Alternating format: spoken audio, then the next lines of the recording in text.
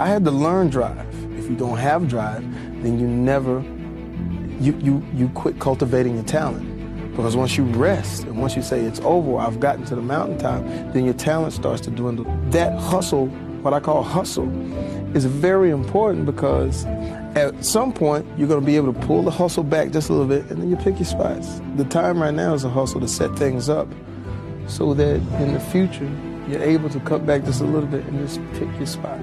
I can't handle not knowing. I can't handle not finding out. I don't want to not find out. The not knowing will drive me crazy. The wondering what if. Damn it. It was right there. It was right there. Why did you do that? What was I going to be embarrassed of failure? Going to be ashamed of losing? I mean, those are already two things that when I just say them, if I hear somebody else say that to me, I'm reaching out going, no, dude, fail more. No, don't be ashamed. Screw up. Find out. Find out and lose. Find out and fail rather than sit back and wonder, well, I'm not sure. When you're grateful, you can't be worried. You can't be fearful. When you're grateful, you can't be angry. And anger and fear are what screw people up most in their relationships, in their life, in their business.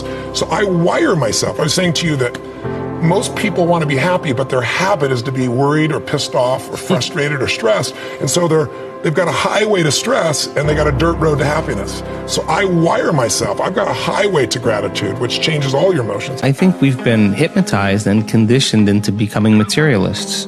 I think that we define reality with our senses, and I think that is one of the biggest illusions. So the fundamental question is, can you believe in a future that you can't see or experience with your senses yet, but you've thought about enough times in your mind that your brain is literally changed to look like the event has already occurred? You no longer have to go anywhere to get it.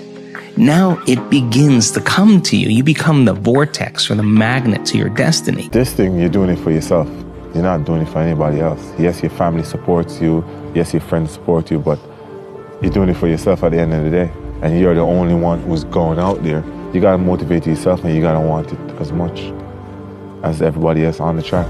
So I've learned that, so it's easier now. So when people say, this season, you're saying it's not running as fast as you should, it doesn't bother me because I've been through this already and I know what they're gonna say all the time. But I know what I'm capable of and I know what I can do, so. My dad was a man who against the odds, made it. And but he would get up at usually 5:30 in the morning, and he would say, if I get up, you're gonna get up too. He would drag me to the gym, and by the way, I'm 5 years old, and he would drag me to the gym. My dad always said too that regardless of what you do in life and where you go, respect is gonna be given when it's earned, and you have to go out and earn it every single day. I meditate every day. If I don't do it, I feel like I'm constantly chasing the day, as opposed to being able to be controlled and dictate the day. Not that you're calling the shots on what comes forward, but the fact that I am set and ready for whatever may come my way. I have a calmness about whatever comes my way and a poise, and that comes from starting the morning off with meditation. For me, it's really just listening to my inner self. I mean, that's basically it. Like you sit in silence and you just allow these thoughts to come forward, and you get a chance to observe the self. Look, you have to stop looking at what you don't have and what's not happening for you and start appreciating like what you do actually have. Like, my man, you got on a nice watch, like your hat is fresh, like there's a lot of things, your family, there's a lot of things to be grateful for, and that's the only way you can climb out of like a place of focusing on what you don't have is by focusing on like, man, what do I have to be thankful for? And everybody got something to be thankful for. Even a homeless man, if he wanted to, he could be like, yo, I'm breathing today. Like, you know what I mean? Like, my arms work, my legs work. You can start very small, and it's a process, but that's how you can get up out like of a negative space like that. Comparison is a formula for misery. And what we do in our life is we compare ourselves to the best day and the best picture on social media that we see of somebody else. We compare ourselves at different times in our lives too. Even if you're in a relationship, comparing your relationship in its 5th year to its 5th week isn't fair to that relationship. There's different stages in our life. So comparison is a pathway. There's pathways to happiness, and there's pathways that lead us to unhappiness. One of those for sure is comparison, and it's an ego thing oftentimes with us. We're always trying to one-up things in our life. It's a matter, I think, really of being more present in the moment in your life and saying, I deserve to be happy right now. Visualize where you want to be and what you want to accomplish, and you kind of get lost in the process of day-to-day, grinding it out and working, pulling on ours if you have to.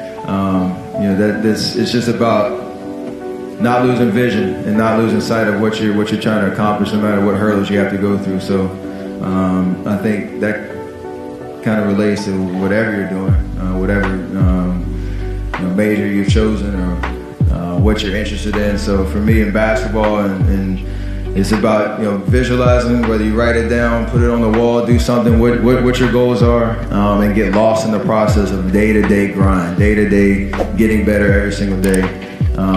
Asking questions, aligning yourself with people that have been through it before, that are experienced, and leaning on that advice, and just trying to outwork the next person, and that's the biggest thing. Fear will get the worst of the best of us, and peddlers of influence count on that. If fear is cultivated, it will become stronger. I think one of my greatest inspirations or things that I would feed off of basically was just obviously people not believing, and the cloud of doubt that kind of I felt hung over my head, and wanted to just prove everybody wrong. I wanted to make it, and I was going to make it regardless of what anybody said. There's no cut in the corner. There's no magic bullet. There's no cheat sheet. It's really simple, as complex as it may sound. Hard work. Work hard. Believe in yourself. They tell me all the time, Chico, that's another name that I got, by the way. They say, Chico, you're so lucky, Chico. I say, man, you know what's funny? Harder I work, luckier I get. It's really that simple. Short steps, long vision. The number one thing that's going to change your life, the only thing that will change your life, change your business, change your money, change your relationship, is you must raise your standard. Now, I know that sounds boring, stupid, basic, but it's the truth. The only thing that changes our life long term is when we raise our standards. It's always a little bit frustrating to me when people have a negative relationship with failure. Failure is a massive part of being able to be successful. You have to get comfortable with failure. You have to actually seek failure. Failure is where all of the lessons are. When you go to the gym and you work out, you're actually seeking failure. You want to take your muscles to the point where you get to failure, because that's where the adaptation is. That's where growth is. Successful people fail a lot. They fail a whole lot more than they succeed, but they extract the lessons from the failure, and they use that, the energy, and they use the wisdom to come around to the next phase of success.